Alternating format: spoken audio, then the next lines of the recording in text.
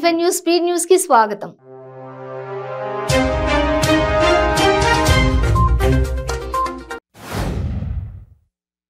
Hyderabad Dulapalli forest అకాడమీలో 2 రోజుల పాటు జరిగిన రాష్ట్ర స్థాయి అటవీ శాఖ క్రీడలను అటవీ సంరక్షణ ప్రధాన అధికారి ఆర్ఎం డోబ్రియాల్ ముఖ్య అతిథిగా హాజరై ప్రారంభించారు.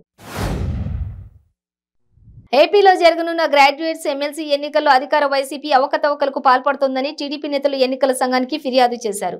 అధికార పార్టీ ఓటర్లను ప్రలోభ పెట్టడంతో పాటు ఓట్లనే తారుమారు చేస్తుందని ఫిర్యాదు చేశారు. నేతలు మాజీ మంత్రులు నక్కా ఆనందబాబు, ఆలపాటి రాజా, ఎమ్మెల్సీ అశోక్ బాబు తదితరులు ఎన్నికల సంఘాన్ని కలిసిన వారిలో ఉన్నారు.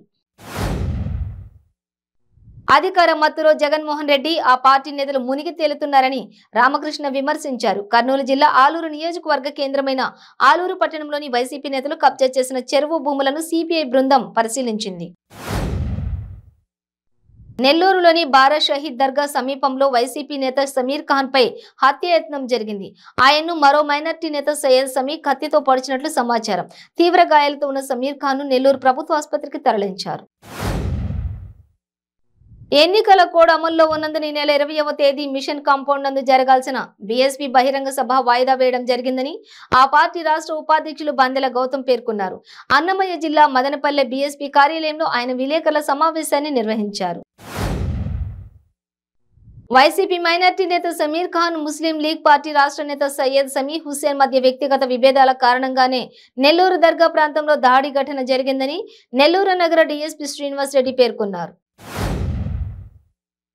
ఇటీవల సర్పంచులకు ఇవ్వాల్సినటువంటి ఆర్థిక సంఘ నిధులు 7,660 కోట్లను విద్యుత్ బిల్లులకు జమ చేశామని ఆర్థిక శాఖ మంత్రి బుగ్గన రాజేంద్రనాథ్ ప్రకటించడం దారుణమని ఆంధ్రప్రదేశ్ పంచాయతీరాజ్ ఛాంబర్ అధ్యక్షులు యలమంచిలి వెంకటబాబు రాజేంద్ర ప్రసాద్ అన్నారు. కాకినాడ జిల్లా పెద్దాపురం మండలంలో జయతిమ్మపురం గ్రామంలో ఉన్నటువంటి డాక్టర్ వైఎస్ రాజశేఖర రెడ్డి విగ్రహాన్ని గుర్తు తెలియని దుండగులు ధ్వంసం చేశారు. పిఠాపురం పాదగయ క్షేత్రం శ్రీ రాజరాజేశ్వరి సమేత శ్రీ ఉమా కుక్కటేశ్వర స్వామి ఆలయంలో స్వామివారి కళ్యాణ మహోత్సవాలు ఈ నెల 16 నుండి 21 వరకు అత్యంత వైభవంగా జరగనున్నాయి. అదేవిధంగా 18వ తేదీ జరగనున్న మహాశివరాత్రి పర్వదినానికి వచ్చే భక్తులకు ఎటువంటి అసౌకర్యం జరగకుండా అన్ని ఏర్పాట్లు ఆలయ అధికారులు పూర్తి చేశారు.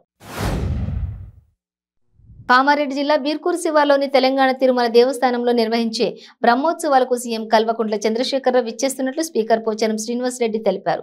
ఈ నెల 26 నుంచి శ్రీవారి బ్రహ్మోత్సవాలు ప్రారంభం కానున్నాయని ఆయన తెలిపారు. వ్యసనాలకు బానిసై 3 యువకులు బైక్ దొంగలుగా మారారు. నల్లగొండ జిల్లా మిర్యాలగూడ పట్టణంలోని సాగర్ రోడ్డుపై మున్సిపల్ కాంప్లెక్స్ వద్ద నిర్వహించిన వాహన తనిఖీల్లో 2 టౌన్ పోలీసులకు పట్టుబడ్డారు. సంగారెడ్డి జిల్లా జహీరాబాద్ మండలం బూచినెల్లి తెలంగాణ మైనార్టీ బాలికల గురుకులంలో విద్యార్థినులు తీవ్ర అస్వస్థతకు గురయ్యారు. 10-9వ తరగతి చదువుతున్న 5 బాలికలు తీవ్రమైన దగ్గు, శ్వాస, కాళ్లు, చేతులు, తిమ్మిళ్లతో బాధపడుతున్నారు. అనారోగ్యం పాలైన విద్యార్థినులను గురుకులంను సిబ్బంది జహీరాబాద్ ఏరియా ఆసుపత్రికి తరలించి చికిత్స చేస్తున్నారు. G20 సదస్సుకు విశాఖలో ఏర్పాట్లు ముమ్మరంగా సాగుతున్నాయి. సదస్సు నేపథ్యంలో జీవీఎంపీ చేపట్టబోయే కార్యక్రమాలపై కమిషనర్ రాజాబాబు అధికారులతో సమీక్షించారు. నగరంలో ప్రధాన ప్రాంతాల సుందరీకరణ, చిరు వ్యాపారస్తులకు ఉపాధి దెబ్బతినే పరిస్థితి కూడా లేకుండా ప్రత్యేక ఏర్పాట్లు చేశామని చెప్పారు. కురుక్షేత్ర వేదికగా విశాఖ శ్రీ శారదాపీఠం పర్యవేక్షణలో కొనసాగుతున్న శ్రీ లక్షచండీ మహాయజ్ఞం విజయవంతంగా కొనసాగుతుంది. యజ్ఞభూమిలో చండీమాత చాముండేశ్వరి అవతారంలో దర్శనమిచ్చింది. తమిళనాడు నుండి వెళ్లిన అలంకార భట్టర్లు అమ్మవారిని విశేషంగా అలంకరించారు. తిరుపతి జిల్లా చంద్రగిరి మండలం గంగుడుపల్లెలోని 5 నెలల క్రితం ఓ వృద్ధురాలిపై అత్యాచార యత్నం జరిగింది. అత్యాచారానికి యత్నించిన మునిరెడ్డిపై దిశ పోలీసులకు ఫిర్యాదు అందింది. దీంతో తిరుపతి దిశ పోలీసులు కేసు నమోదు చేశారు. తిరువూరు నియోజకవర్గం తెలుగుదేశం పార్టీ ముఖ్య నాయకుల సమావేశంలో రసాభాసగా మారింది.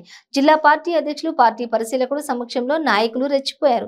రాబోయే ఎన్నికల్లో పార్టీ విజయం కోసం ప్రణాళిక, నేతల మధ్య ఐక్యత దిశగా ఏర్పాటు చేసి సమావేశంలో గ్రూపు తగాదాలు బహిర్గతమయ్యాయి. విశాఖలో India pollution control association, Kia Motors private limited సంయుక్తంగా డ్రాప్ ప్లాస్టిక్ ప్రాజెక్టు ప్రారంభించింది. లాసెన్స్ బే పార్క్ లో నిర్వహించినటువంటి ఈ కార్యక్రమంలో assistant commissioner public health Sanyasi Rao, Kia Motors private limited ప్రతినిధులు పాల్గొన్నారు. నగరంలో ప్లాస్టిక్ 120 మైక్రోన్ తక్కువ సింగిల్ యూజ్ ప్లాస్టిక్ ని నిషేధించడం జరిగిందని వారు చెప్పారు.